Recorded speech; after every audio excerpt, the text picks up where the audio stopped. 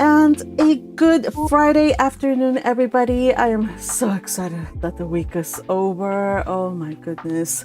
I need a weekend. I know it was a short week because of Memorial Day, but for me, who just, I don't know, it just felt like any other week and it was exhausting. So, happy Friday, everybody. Hey, gang, how are you? Great. Excellent. Hello. Lovely. Happy to see you all. So, we are back to read Anne of Green Gables, you guys. And we are doing today chapter 27 and 28. And we have a very, very important chapter in this one. So I hope you enjoy it. But today boy, what's so important about this chapter? I wonder what chapter 28 deals with somebody who must not be named Gil.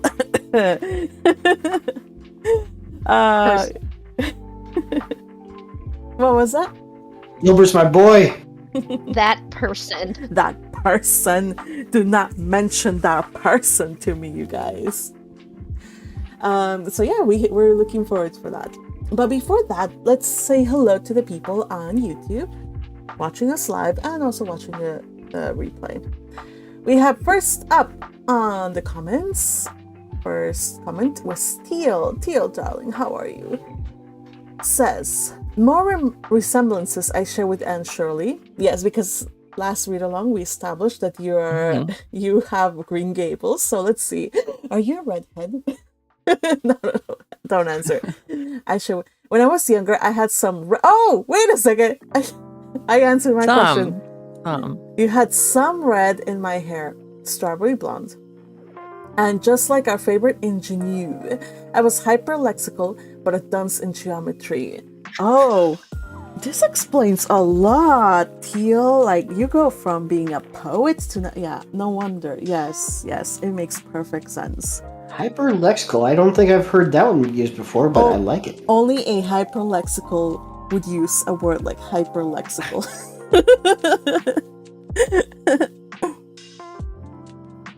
Lovely. Geometry, though, I can see why it's so bad and so difficult. Personally, I didn't mind it too much, but then there's like the stupid proofs. That was dumb. I'm like, why do we need to do this? This has nothing to do with math. I was good with geometry, but when it came to college level algebra, I started getting lost. Just inserting numbers to try to solve an unsolvable equation. It's like, that's not how math works. Yeah, I get you. The geometry was the only part of math that I was good at. So the rest, everything that wasn't just shapes, I was a lost cause. Even though my teacher did not give up on me, and I actually learned stuff. That's good. Yeah. We all have to struggle through on some subject. So Yeah, for me, I remember when we were doing algebra, I struggled a lot with conic sections, and then trig was also really difficult for me. Like, I was like, the sine and the cosine and all these things, memorizing all those long equations, that was also kind of hard. But I've always been pretty good with math, except my last semester of math ever in my life. I won't take any more math. It was just not math. It was just like signals. It was like signals. It was t equals something and x equals something, and then you had to, I don't know what this is. So it's called linear algebra or Fourier sequences. I don't know. Suffice it to say that I managed to survive engineering maths, except for that last one. I think I got a B- by the grace of God. I think with engineering kind of math, it's a lot of formulas. Like, you got the distance, rate, and time, so you get to figure that stuff out. Yeah. And I mean, for electronics, I have to figure out the power equations. So you've got the voltage, resistance, current. So Yeah, and I wonder if you've actually you would have done better in the last semester of math I ever had to do. I know it was just like signals. It was just like waves on. It was so ridiculous. It was so bad. I was like, I don't understand. Maybe you would have gotten better. I found that I do better with formulas that make sense instead of having magical math where you insert imaginary numbers. It's like, this doesn't make sense. This isn't math. This isn't logical. I want logic. Yeah. I want it to make sense. So you guys can tell which of us here are the liberal arts majors and say you're an engineering major. Say you're a liberal arts major without saying you're a liberal arts major. I don't know what you're trying to say about me. I'm not saying about you specifically. I'm saying about everybody in here. By the way, you guys... What? Are you calling me an engineer or something? I am. You know what? It doesn't take a lot to be an engineer, to tell you the truth.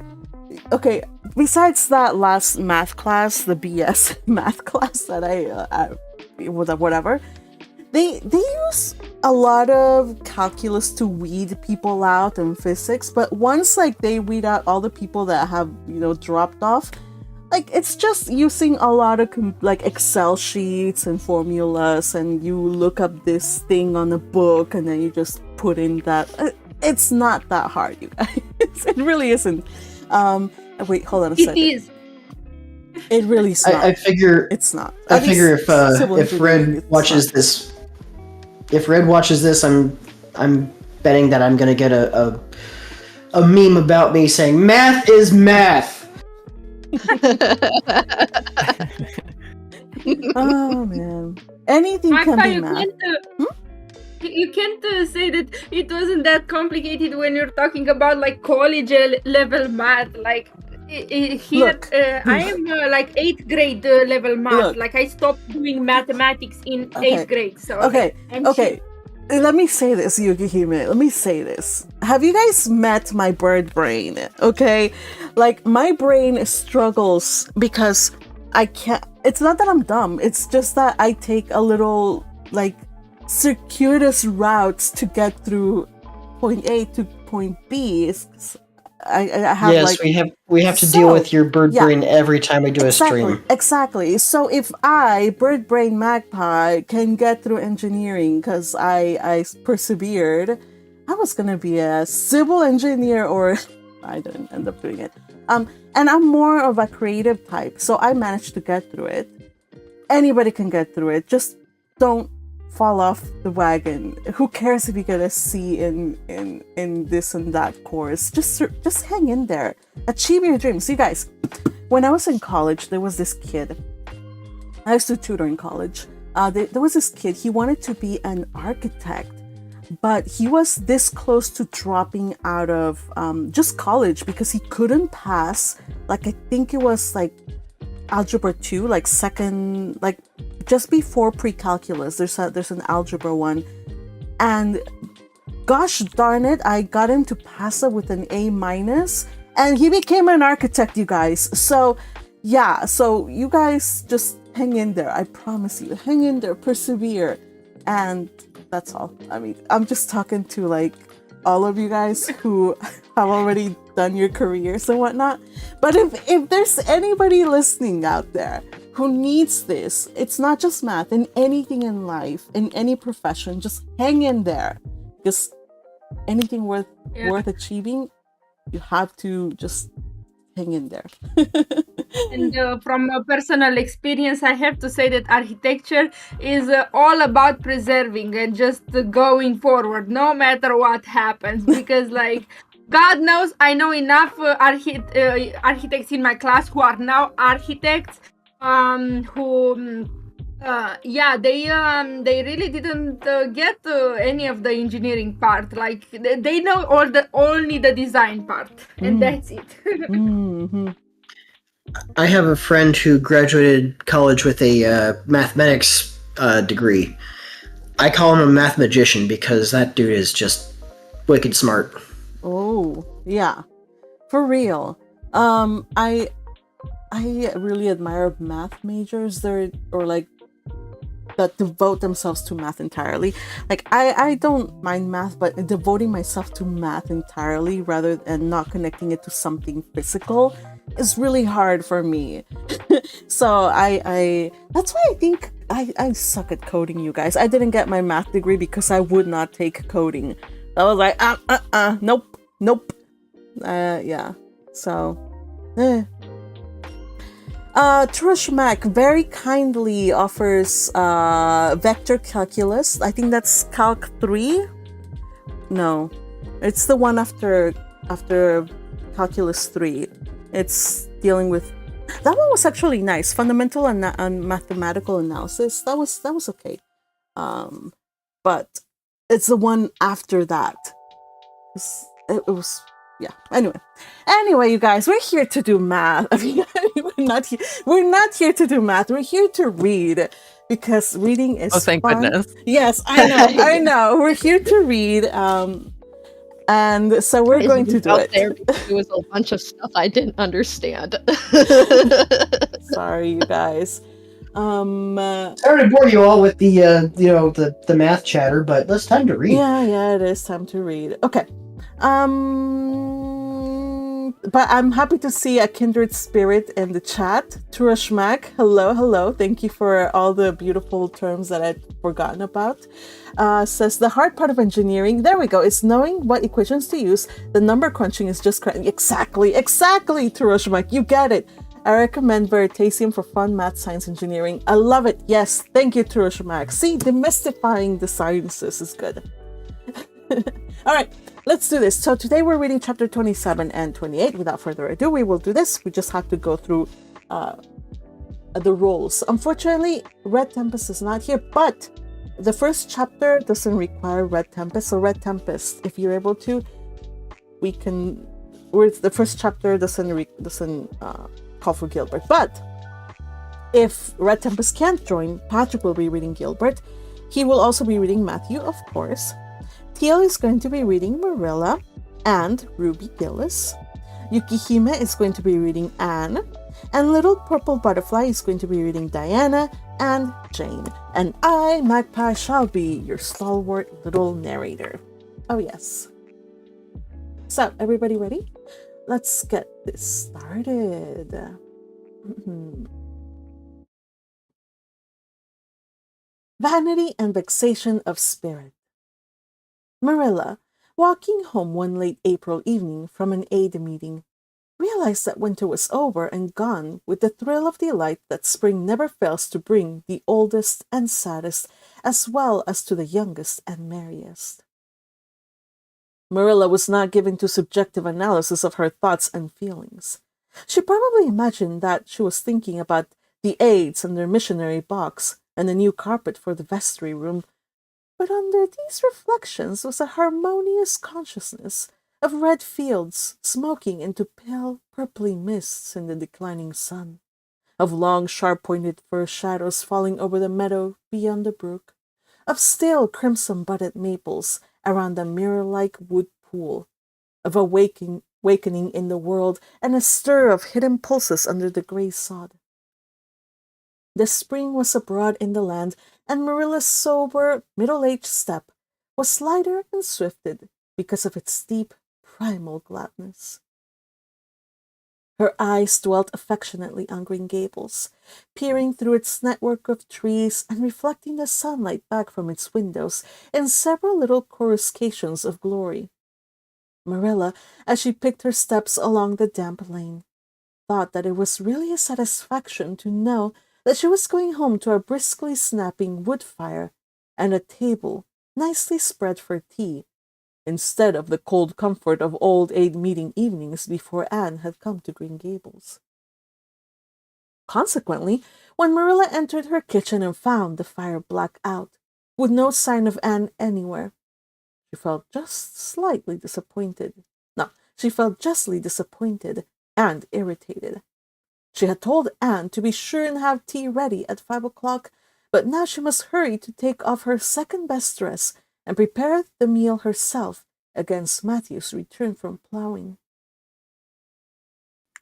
I'll settle Miss Anne when she comes home, said Marilla grimly as she shaved up kindlings with a carving knife with more vim than was strictly necessary.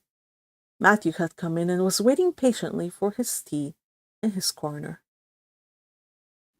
She's gadding off somewhere with Diana, writing stories or practicing dialogues or some such tomfoolery, and never thinking once about the time or her duties.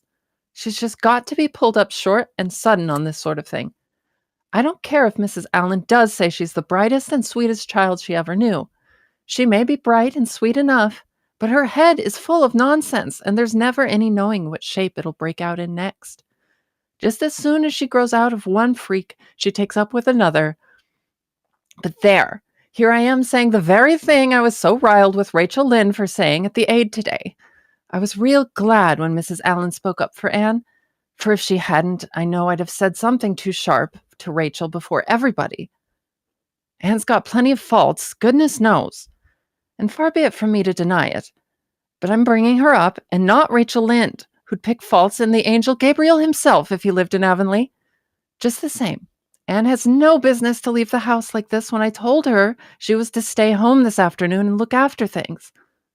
I must say, with all her faults, I never found her so disobedient or untrustworthy before. And I'm real sorry to find her so now. Well, no, I don't know, said Matthew, who, being patient and wise and, above all, hungry, had deemed it best to let Marilla talk her wrath out unhindered, having learned by experience that she got through with whatever work was on hand much quicker, if not delayed by untimely argument. Perhaps you're judging her too hasty, Marilla. Don't call her untrustworthy until you're sure she has disobeyed you. Maybe it can all be explained. Anne's a great hand at explaining. She's not here when I told her to stay. I reckon she'll find it hard to explain that to my satisfaction. Of course, I knew you'd take her part, Matthew, but I'm bringing her up, not you. It was dark when supper was ready, and still no sign of Anne, coming hurriedly over the log bridge or up Lover's Lane, breathless and repentant with a sense of neglected duties. Marilla washed and put away the dishes grimly. Then, wanting a candle to light her way down the cellar, she went up to the east gable for the one that generally stood on Anne's table. Lighting it, she turned around to see Anne herself lying on the bed, face downward, among the pillows. Mercy on us, said astonished Marilla. have you been asleep, Anne? No. Was the muffled reply. Are you sick then? Demanded Marilla anxiously, going over to the bed. Anne cowered deeper into the pillows, as if desirous of hiding herself forever from mortal eyes. No, but please, Marilla, go away and don't look at me. I'm in the depths of despair, and I don't care who gets ahead in class or writes the best composition or sings in the Sunday school choir anymore. Like, little things like that are of no importance now, because I don't suppose I'll ever be able to go anywhere again. My career is closed. Please, Marilla, go away and don't look at me. Did anyone ever hear the like? The mystified Marilla wanted to know. Anne Shirley, whatever is the matter with you? What have you done? Get right up this minute and tell me. This minute, I say. There now, what is it? Anne had slid to the floor in despairing obedience. Look at my hair, Marilla, she whispered. Accordingly, Marilla lifted her candle and looked scrutinizingly at Anne's hair, flowing in heavy masses down her back. It certainly had a very strange appearance. Anne Shirley, what have you done to your hair? Why, it's green. Green it might be called if it were any earthly color. A queer, dull, bronzy green, with streaks here and there of the original red to heighten the ghastly effect. Never in all her life had Marilla seen anything so grotesque as Anne's hair at that moment. Yes, it's green! Moaned Anne. I thought nothing could be as bad as red hair, but now I know it's 10 times worse to have green hair. Oh, Marilla, you little know how utterly wretched I am. I little know how you got into this fix, but I mean to find out. Come right down to the kitchen. It's too cold up here, and tell me just what you've done. I've been expecting something queer for some time. You haven't gotten into any scrape for over 2 months, and I was sure another one was due. Now then, what did you do to your hair? I dyed it. Dyed it? Dyed your hair? Anne Shirley, didn't you know it was a wicked thing to do? Yes, I knew it was a little wicked. But I thought it was worthwhile to be a little wicked to get rid of red hair. I counted the cost, Marilla. Besides, I meant to be extra good in other ways to make up for it. Well, if I'd decided it was worthwhile to dye my hair, I'd have dyed it a decent color at least. I wouldn't have dyed it green. But I didn't mean to dye it green, Marilla. If I was wicked, I meant to be wicked to some purpose. He said it would turn my hair a beautiful raven black. He positively assured me that it would. How could I doubt his word, Marilla? I know what it feels like to have your word doubted, and Mrs. Allen says we should never suspect anyone of not telling us the truth unless we have proof that they're not. I have proof now. Green hair is proof enough for anybody. But I haven't then, and I believed every word he said implicitly. Who said? Who are you talking about? The peddler that was here this afternoon, I bought the dye from him. Anne Shirley, how often have I told you never to let one of those Italians in the house? I don't believe in encouraging them to come around at all. Oh, I didn't let him in the house. I remembered what you told me and I went out, carefully shut the door and looked at his things on the step. Besides, he wasn't an Italian, he was a German Jew. He had a big box full of very interesting things, and he told me he was working hard to make enough money to bring his wife and children out from Germany. He spoke so feelingly about them that it touched my heart. I wanted to buy something from him to help him in such a worthy object. Then, all at once, I saw the bottle of hair dye. The peddler said it was warranted to dye any hair a beautiful raven black and wouldn't wash off.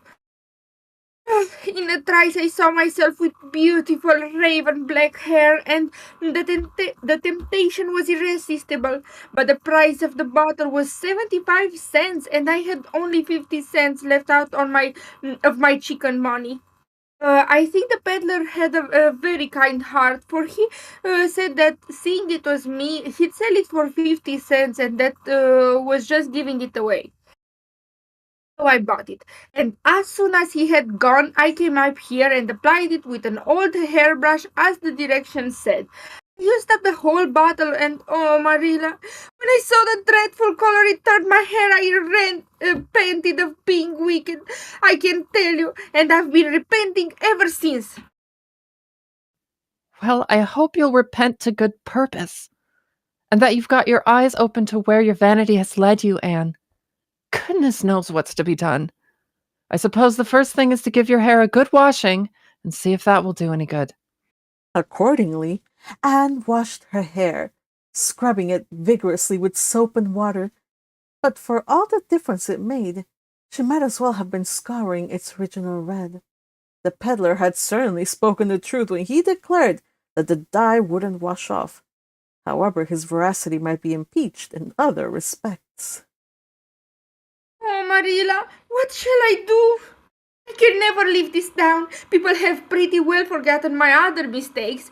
Liniment cake and setting Diana drunk and flying into a temper with Mrs. Lynde.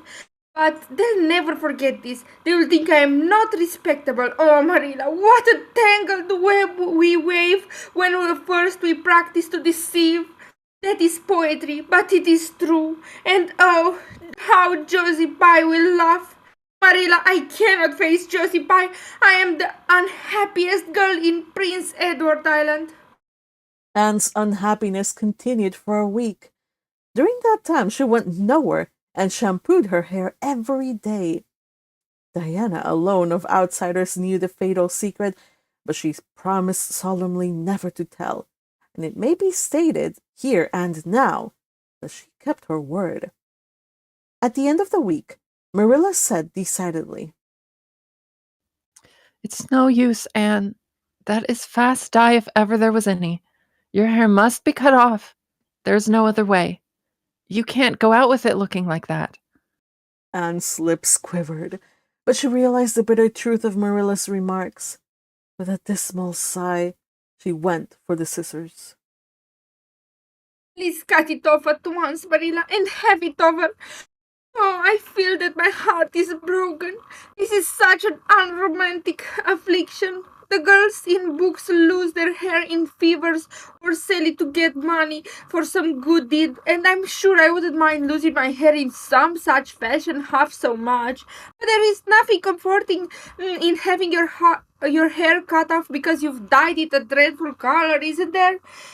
I'm going to weep all the time you're cutting it off if it won't interfere. It seems such a tragic thing. Anne wept then, but later on, when she went upstairs and looked in the glass, she was calm with despair. Marilla had done her work thoroughly, and it had been necessary to shingle the hair as closely as possible. The result was not becoming, to state the case as mildly as may be.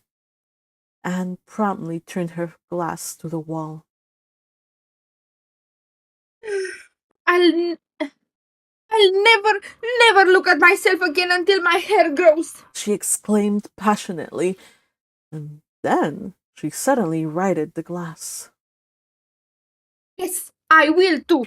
I'd do penance for being wicked that way. I'll look at myself every time I come to my room and see how ugly I am. And I won't try to imagine it away either. I never thought I was vain about my hair of all things, but now I know I was. In spite of its being red, because it was so long and thick and curly, I expect something will happen to my nose next. Anne's clipped head made a sensation in school on the following Monday, but to her relief, nobody guessed the real reason for it. Not even Josie Pye, who, however, did not fail to inform Anne that she looked like a perfect scarecrow. I didn't say anything when Josie said that to me. Anne confided that evening to Marilla, who was lying on the sofa after one of her headaches. Because I thought it was part of my punishment and I ought to bear it patiently. It's hard to be told you look like a scarecrow, and I wanted to say something back, but I didn't. I just swept her one scornful look and then I forgave her. It makes you feel very virtuous when you forgive people, doesn't it? I mean, to devote all my energies to being good after this, and I shall never try to be beautiful again.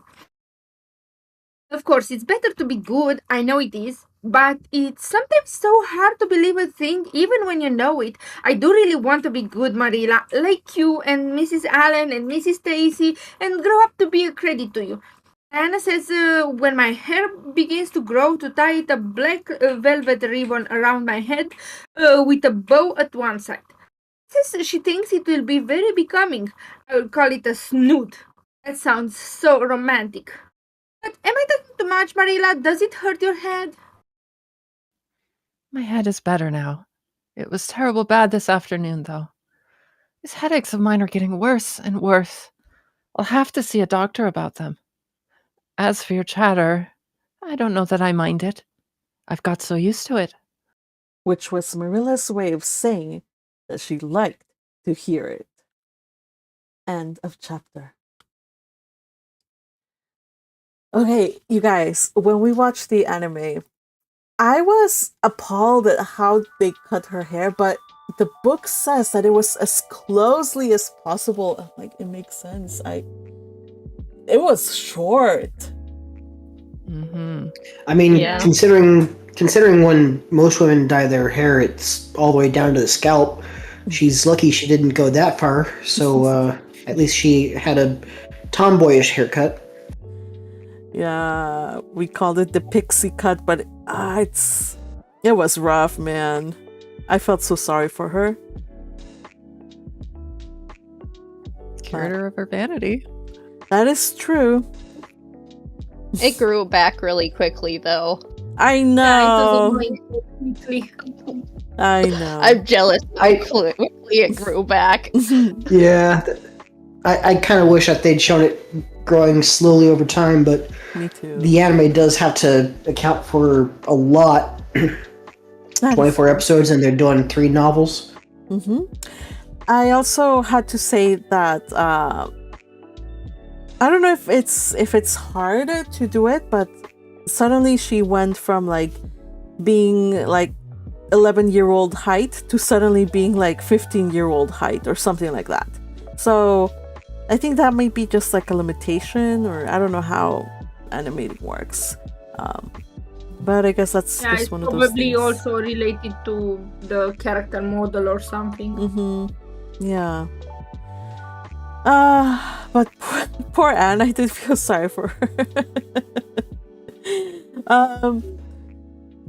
I don't know, like, did any of you guys ever do something crazy to your hair? I know there was in the chat somebody that was saying about, yeah, okay, so Little Butterfly says, "Oh, Anne, red and green hair, now you really look like a carrot." I seem to remember someone saying something similar when we were watching the anime. Mm-hmm. It was me. Well, all right then. Oh, poor Anne. Yeah. I've always wanted to dye my hair blue. And I'm really considering it. But now that I read this chapter, I'm like, maybe this is a sign that I shouldn't. I don't know. No! But I've really been So- considering it. So Turash and I both agree blue hair is bad. Why is it bad? Because it is.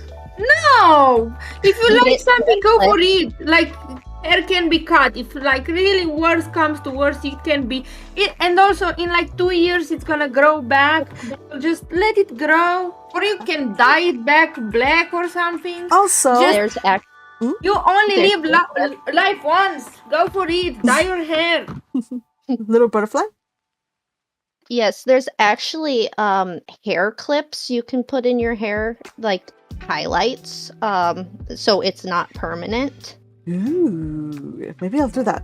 You see, my reasoning is, you guys, how can anything that Ferdinand has or mine has, how can it be bad? How can blue hair be bad if both Ferdinand and Rosamund have blue hair? Okay, you guys? I'm just saying. Well, it's not as bad as something that Turash Mac just mentioned in chat. He said he lost a bet, got a buzz cut and shaved eyebrows. It was a terrible 2 months. Okay, Trush. I knew a guy in high school who I don't know if he had an unfortunate accident while cooking or something, or I don't remember what the cause was, but he lost his eyebrows and he looked weird. Oh my goodness. But Trush, why in the world would you go for a bet that calls for all of those things? Like, okay, I get a bet that says, fine, I'll do a buzz cut. But to say like I'll do a buzz cut and I'll shave my eyebrows, like why? That's gonna be rough. Yeah, I also saw a bet take place that ended up with someone with just one eyebrow. So like, I know someone who just went around with just one eyebrow for a while. All you have to do is just pencil them in. Have any of you guys seen that Seinfeld episode where Elaine pencils in the eyebrows of like, I forget whose uncle it is. Is it Jerry's uncle? Something like I think so. Oh my Yeah. god, it's hilarious. It's been a while since I've seen that episode. Let me look it up. It's for important purposes, okay? Meanwhile, course. let me remind you guys to support this channel by liking and commenting. And let me just... I am so proud of you, Magpie. I mean, I don't have to shill your channel for you anymore. You do it all on your own. Yeah, I'm learning. By the way, oh my god, I just found the pictures. It is Uncle Leo blew up his oven all the way to the... Hold on, I found the Reddit post. Here we go. Uncle Leo blew up his oven all the way into his living room, singeing his eyebrows but not burning him. Such a bizarre plot point. So that's a plot point with Uncle Leo, and then she draws his eyebrows. Let me see if I can show it safely. There we go. Uncle Leo. Hold on, let me just change the Uncle Leo. Here we go. Leo eyebrows. This is important, you guys. This is what we do. I'm sorry, you guys. It's just hilarious. Very important research here. Yes, important research. It's all about vanity, you guys. Be happy with yourselves. Has anyone done anything as a child that was deeply humiliating, but now that they think about it and even... Oh, wow. Wow, that is a picture of all time. But, have you ever done anything that was just humiliating when you were younger, but now you think about it, it's a fond and funny memory? I don't know. You guys Yeah. answer?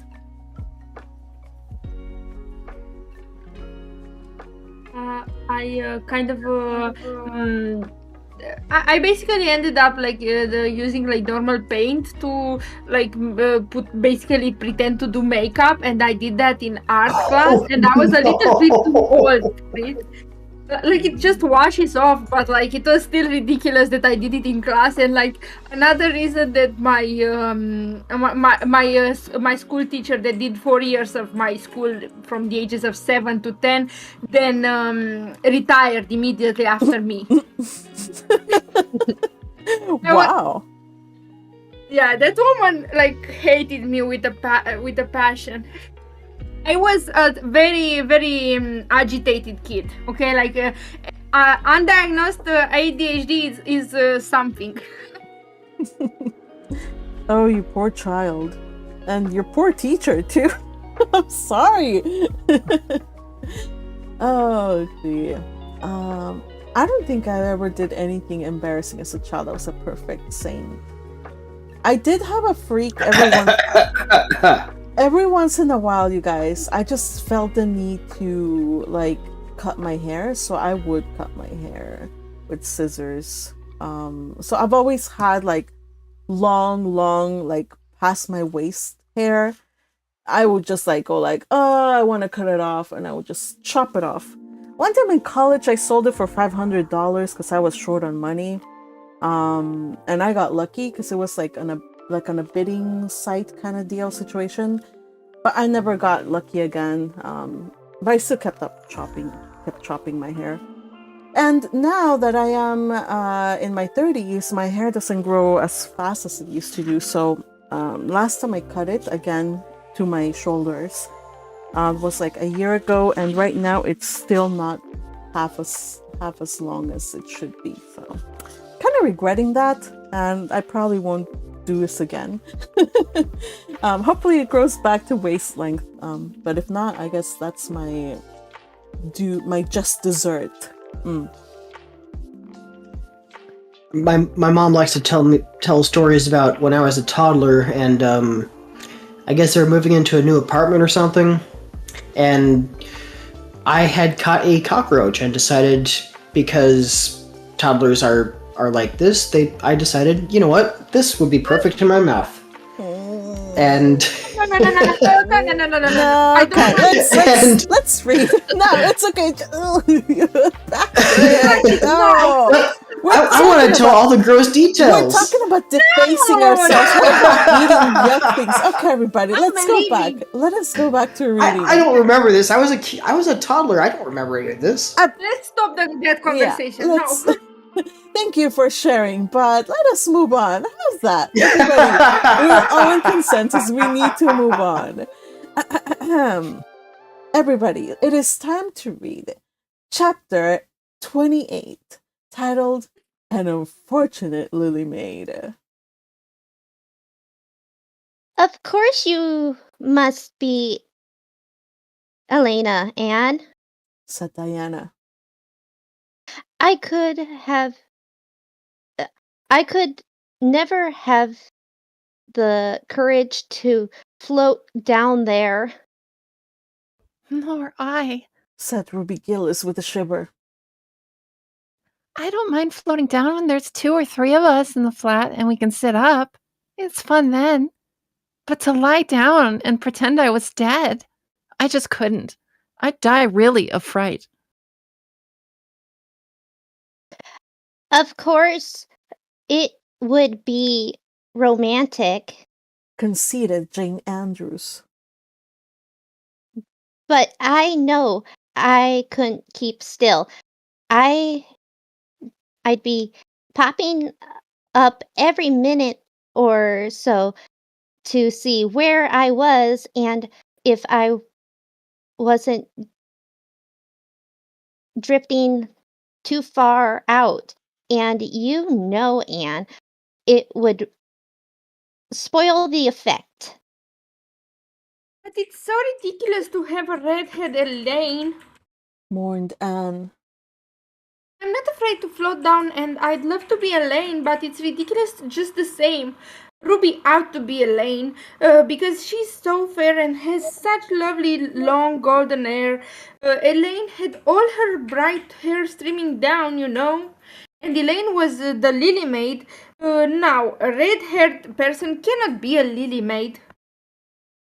Your complexion is just as fair as Ruby's, said Diana earnestly.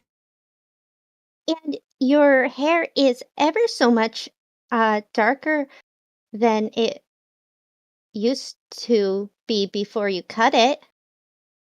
Oh, do you really think so? Exclaimed Anne, flushing sensitively with delight.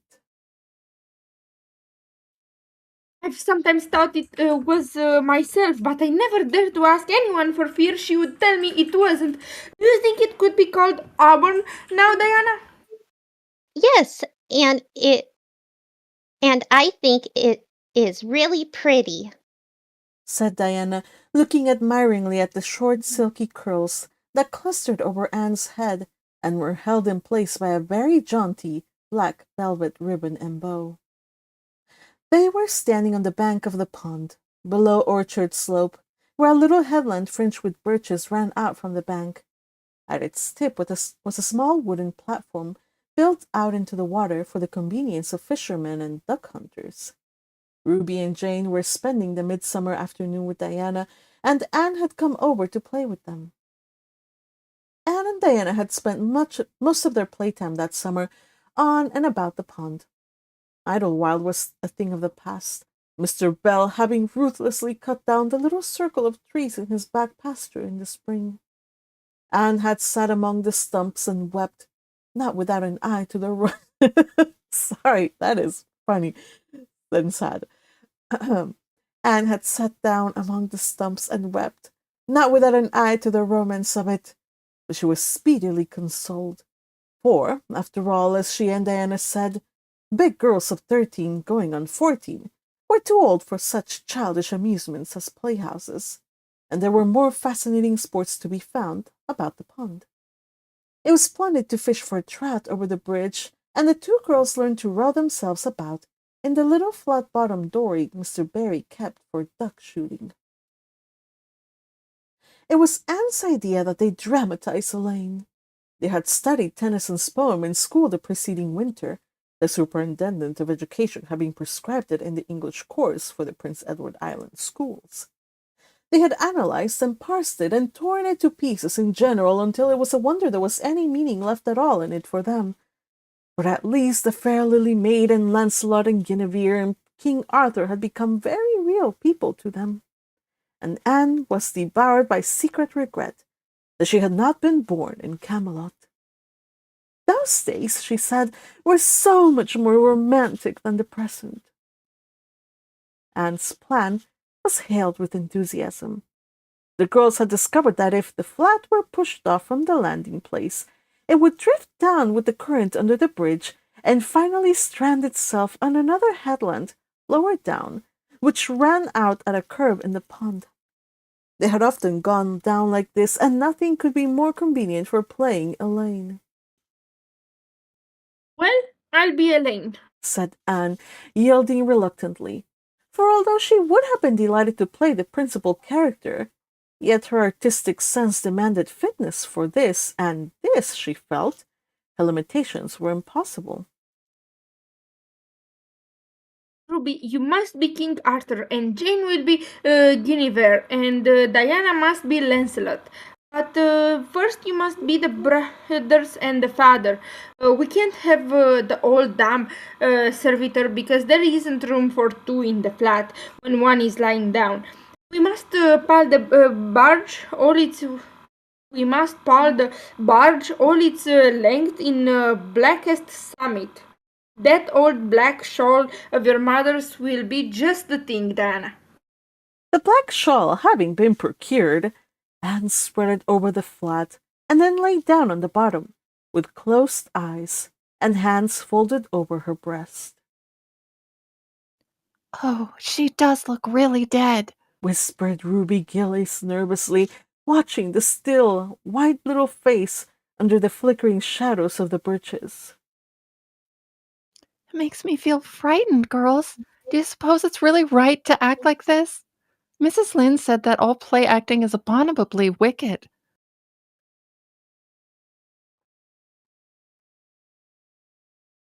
Ruby, you shouldn't talk about Mrs. Lynde, said Anne severely. It spoils the effect because this is hundreds of years before Mrs. Lynde was born. Jane, you arrange this. It's silly for Elaine to be talking when she's dead. Jane rose to the occasion. Cloth of gold for coverlet there was none, but an old piano scarf of yellow Japanese crepe was an excellent substitute. A white lily was not obtainable just then, but the effect of a tall blue iris placed in one of Anne's folded hands was all that could be desired.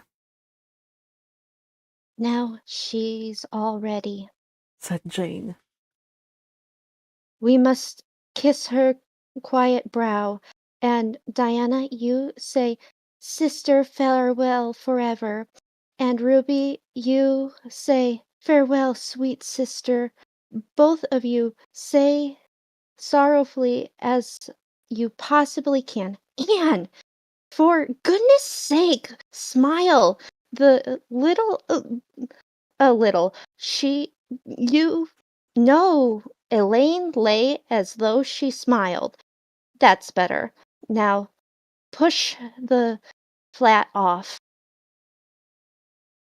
The flat was accordingly pushed off, scraping roughly over an old embedded stake in the process. Diana and Jane and Ruby only waited long enough to see it caught in the current, and headed for the bridge before scampering up through the woods, across the road, and down to the lower headland where, as Lancelot and Guinevere and the king, they were to be in readiness to receive the Lily Maid. For a few minutes, Anne, drifting slowly down, enjoyed the romance of her situation in the full. Then something happens not at all romantic. The flat began to leak. In a very few moments it was necessary for Elaine to scramble to her feet, pick up the cloth of gold coverlet and pall of blackest samite, and gaze blankly at a big crack in the bottom of her barge, through which the water was literally pouring. That sharp stake at the landing had torn off the strip of batting nailed on the flat. Anne did not know this, but it did not take her long to realize that she was in a dangerous plight. At this rate, the flat would fill and sink long before it could drift to the lower headland. Where were the oars? Left behind at the landing. Anne gave one gasping little scream which nobody ever heard. She was white to the lips, but she did not lose her self-possession. There was one chance, just one. I was horribly frightened, she told Mrs. Allen the next day. It seemed like years while the flat was drifting down to the bridge and the water rising in it every moment. I prayed, Mrs. Allen, most earnestly, but I didn't shut my eyes to pray, for I knew the only way God could save me was to let the flat float close enough to one of the bridge piles for me to climb up on it. You know the piles are just old tree trunks, and there are lots of knots and old branch stubs on them. It was proper to pray, but I had to do my part by watching out, and right well I knew it. I just said, "Dear God, please take the flat close to a pile and I'll do the rest." Over and over again. Under such circumstances, you don't think much about making a flowery prayer, but mine was answered, for the flat bumped right into a pile for a minute, and I flung the scarf and the shawl over my shoulder and scrambled on the big providential stub, and there I was, Mrs. Allen, clinging to that slippery old pile with no way of getting up or down. It was a very unromantic position, but I didn't think about that at the time. You don't think much about romance when you have just escaped from a watery grave. I said a grateful prayer at once, and then I gave all my attention to holding on tight, for I knew I should probably have to depend on human aid to get back to dry land. The flat drifted under the bridge and then promptly sank in midstream. Ruby, Jane, and Diana, already awaiting it on the lower headland, saw it disappear before their very eyes and had not a doubt but that Anne had gone down with it. For a moment they stood still, white as sheets, frozen with horror at the tragedy. Then, shrieking at the tops of their voices, they started on a frantic run up through the woods, never pausing as they crossed the main road to glance the way of the bridge. Anne, clinging desperately to her precarious foothold, saw their flying forms and heard their shrieks. Help would soon come, but meanwhile her position was a very uncomfortable one. The minutes passed by, each seeming an hour to the unfortunate Lily Maid. Why didn't someone come? Where had the girls gone? Suppose they had fainted, one and all. Suppose nobody ever came. Suppose she grew so tired and cramped that she could hold on no longer. Anne looked at the wicked green depths below her, wavering with long, oily shadows, and shivered. Her imagination began to suggest all manner of gruesome possibilities to her. Then, just as she thought she could not endure the ache in her arms and wrists another moment, Gilbert Blythe came rowing under the bridge in Harmon Andrew's dory. Gilbert glanced up, and much to his amazement, beheld a little white scornful face looking down upon him with big, frightened, but also scornful gray eyes. Anne Shirley, how on earth did you get here? He exclaimed. Without waiting for an answer, he pulled close to the pile and extended his hand. There was no help for it. Anne, clinging to Gilbert Blythe's hand, scrambled down into the dory where she sat, troubled and furious in the stern, with her arms full of dripping shawl and wet crêpe. It was certainly extremely difficult to be dignified under the circumstances. What has happened, Anne? Asked Gilbert, picking up his oars. "You were playing, Elaine," exclaimed Anne frigidly, without even looking at her rescuer. "and I had to drift down to Camelot in the barge. I mean the flat.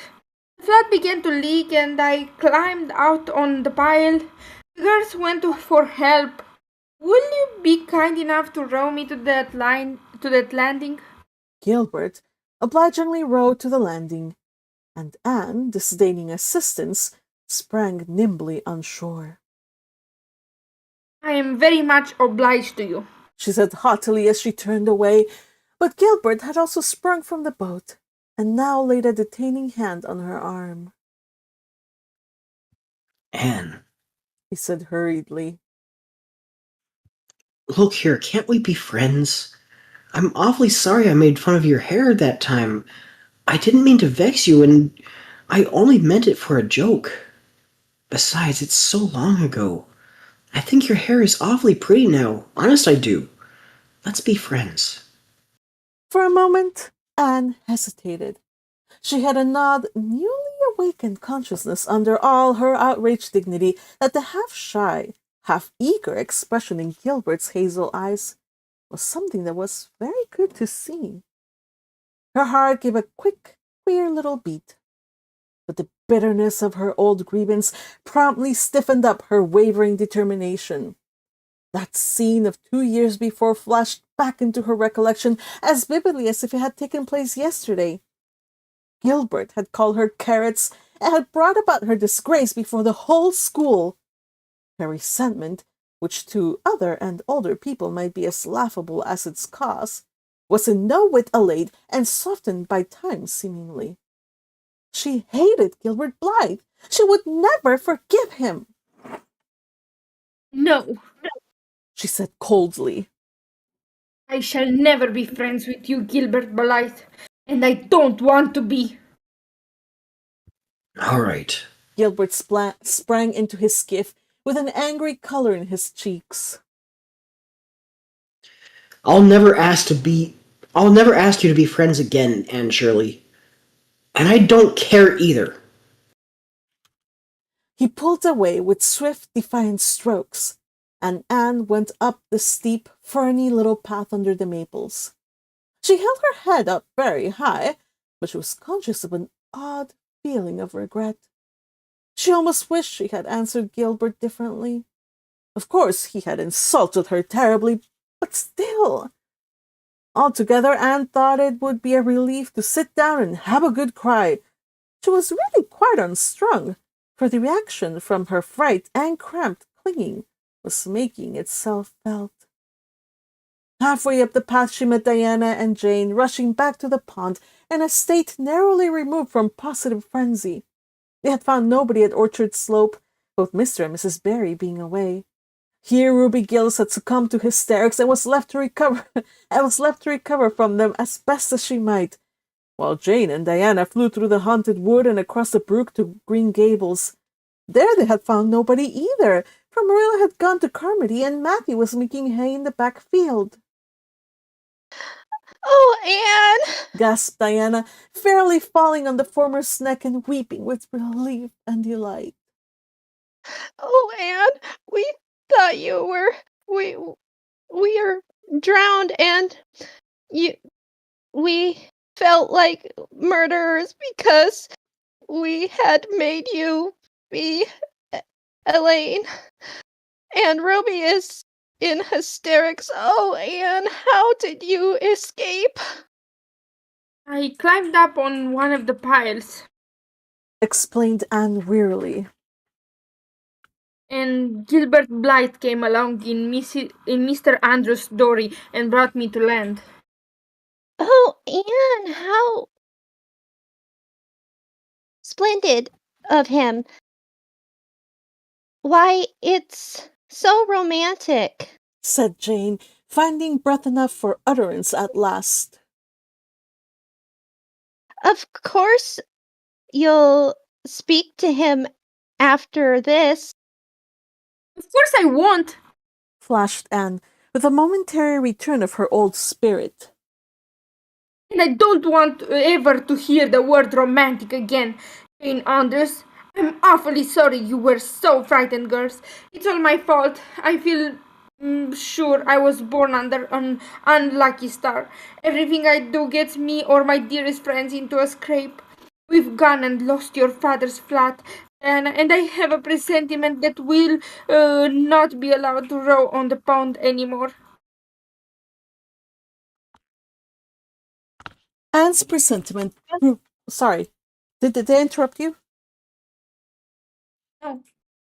Sorry, my headphones died. So. Oh dear. Yeah. Sorry, did you finish, Yukihime? Yeah, I She- finished. Okay. I just didn't want to. Okay. Anne's presentiment proved more trustworthy than presentiments are apt to do. Great was the consternation in the Barry and Cuthbert households when the events of the afternoon became known. Will you ever have any sense, Anne? groaned Marilla. Oh, yes, I think I will, Marilla. Returned Anne optimistically. A good cry, indulged in the grateful solitude of the east gable, had soothed her nerves and restored her to her wonted cheerfulness. I think my prospects of becoming sensible are brighter now than ever. I don't see how. Said Marilla. Well, I've learned a new valuable lesson today. Ever since I came to Green Gables, I've been making mistakes, and each mistake has helped to cure me of some great shortcoming.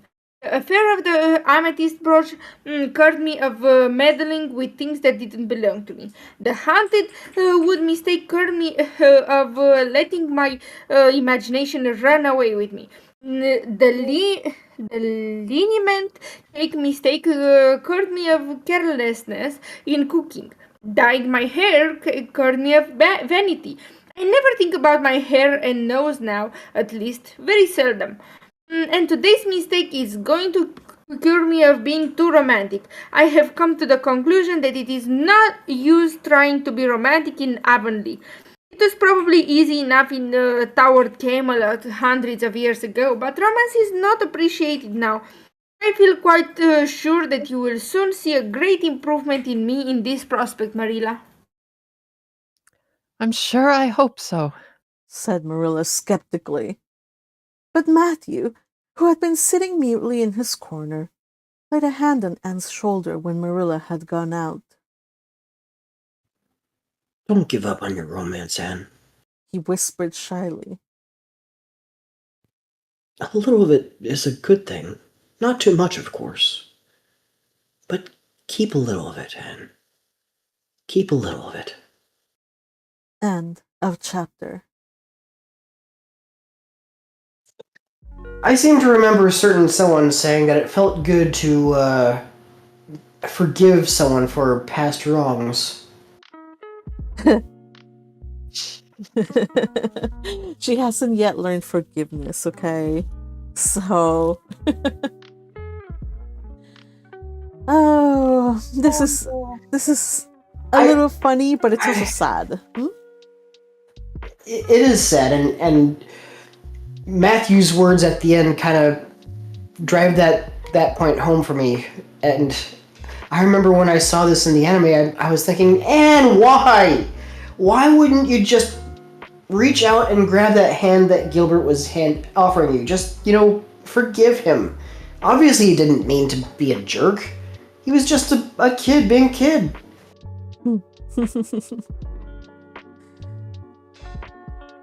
But, know... Teal? It may have been a bit of a knee-jerk reaction to this new feeling it mentioned she felt. I noticed that too. Yeah. The book is giving a certain perspective that we... Yeah, sorry. Go ahead, Teal. It can be a little scary, and so maybe she just pushed it away off into the future or to never. And, that's a choice.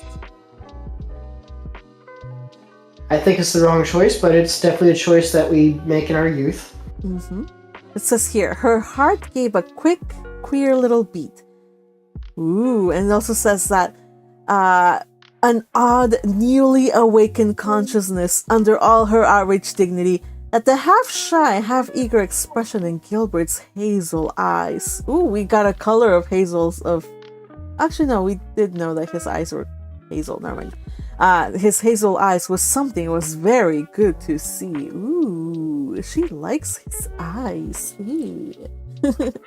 Well, she already had said that he's handsome, but yeah. Yeah, she's at the perfect age to start to have some feelings and then decide to just run away, like physically run away from them. I get that. She's stubborn. Of course. I mean, I'm trying to remember how old I was when I had my first crush. I started young, you guys. I think every school year it changed. So that means that since first grade, I had a little crush on a little little kid. I was so dumb. Oh my gosh. But some people are like not into that and that stuff. I think I'm mostly like Ruby Gillis, just in that regard, because Ruby's like, oh, I want all kinds of bows. I'm so excited. Yeah. So I had like get that. little boyfriends in school, whatever. But yeah. Anyway, how about you Yeah, I guys? get that. I had my first crush also like close to the end of kindergarten at like 6, so yeah, similar. And then like a few others over the course of school, and nothing in high school. Basically, I'm weird. I like that, I guess. High school, no, middle school is a rough time to have a crush in, because the kids, at least in my school, like the boys were so stupid. I found them more annoying than anything. Exactly. So it's doubly annoying when you actually like them, even though they're annoying. So like so it's good to just run away from it. I am exceedingly conscious though that I am speaking just on the girl experience. I don't know, Patrick, how it is, but yeah, I'm just saying. I don't know about boys getting crushes, because I think there's an era where like boys find girls like yuck, like ooh, the cuties, but I don't know what age that is. Anyway, so I don't know how the male experience is. Anybody else want to share?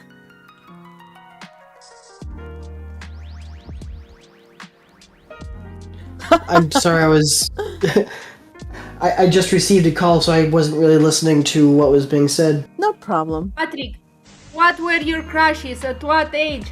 When did girls stop being yucky? I mean, girls graduated from being yucky to being somewhat attractive when I was in 4th grade, and I was always too shy to really try to reach out. Oh, that's so cute. Yeah, so Anne is around a pretty good time for her to develop some kind of consciousness about the opposite sex. But of course she clamped down on it hard. She's still at that age where it's a funny age, because they're still playing kids games of pretend. But I think this is like one of those like events that kind of marks it between childhood and her being a little bit more mature. And I think Ella Montgomery likes to have those kind of like delineations a lot. She also did it with Emily of New Moon. I remember there was like, from there on, she closed the door on childhood. I was like, oh no, so sad. And I think this is the moment where kind of Anne, stopped being just a child. It was her deciding that she's no longer be romantic, but also her becoming aware of Gilbert, and then doing the stupid hormonal thing to do, which is to like clamp down on her anger kind of situation. Understandable. An action that I would believe a certain Ferdinand would call her a fool for. Same. What was that? Yukihime? No, I was just like understandable, but like I was a different type of weird at that age. As you have seen until now, I'm a very direct person and I say what I think. So this also applied to like crushes. I was like, okay, I'm just gonna rip the bandage off, just yell that I like you, and then run away with no intention of having an answer or anything. Like I knew like it wasn't reciprocated. So like I would just be like in private, okay, yeah, I like you romantically, bye, and just run through the street, nearly being driven by a car or something. Like that's what I did like on 2 different occasions during That's so weird. That is so weird. I can't even imagine what havoc you were causing in school by doing that. Oh my goodness. Here's this funny comment, which I love. By the way, welcome Fuji Petals Floating on River. Thank you for the greeting and the blessing. It's a beautiful day blessed by not light and shaft. We're still full trainers, rain.